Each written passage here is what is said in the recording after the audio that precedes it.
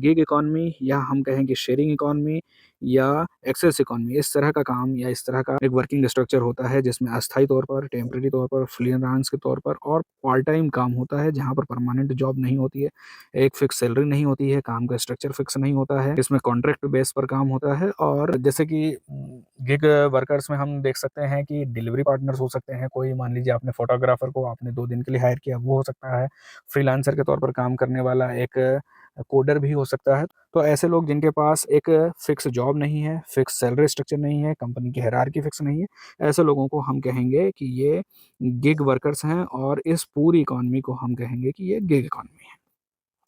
अब यहाँ पर कौन-कौन से काम हो सकते हैं, जैसे हम देखते हैं कि कोई किराए पर अपना घर देता है, जैसे कि कोई ट्यूशन पढ़ाता है, कोई कोडिंग करता है, कोई ड्राइविंग करता है, इस तरह की जो सर्विसेज़ प्रोवाइड करता है।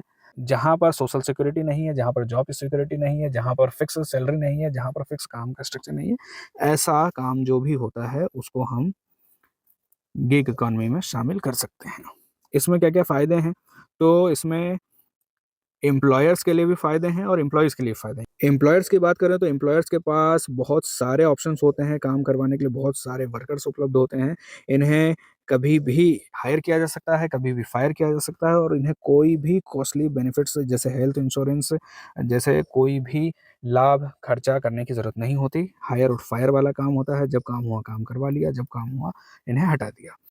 अगर एम्प्लॉइज़ की बात करें तो यहाँ पर फ्लेक्सिबिलिटी होती है, जब आपको काम करना है कर सकते हैं, जहाँ पर आपको काम करना है कर सकते हैं, नहीं करना है नहीं करेंगे। तो इस तरह से काम में बहुत ज़्यादा फ्लेक्सिबिलिटी होती है। अगर आप कहीं पर परमानेंट तौर पर काम करते हैं तो आपको रोज़ ऑफ़िस जाना है, आपको रोज़ काम करना है, लेकिन अगर गिग वर्कर के तौर पर काम करते हैं, तो इसमें फ्लेक्सिबिलिटी होती है, जब आप चाहे कर सकते हैं, जब आप ना चाहें ना करें। साथ में साइड हसल अपॉर्च्युनिटीज़ भी होती हैं, इसमें आपको और ज़्यादा एक्स्ट्रा इनकम कमाने का फ़ायदा मिल सकता है। अगर आप कहीं पर परमानेंट तौर पर भी काम करते हैं, तब भी आप जब फ्री टाइम होता है, जब आपका ऑफ़िस आवर्स नहीं होते, उस समय आप दूसरी जगह जाकर काम कर सकते हैं।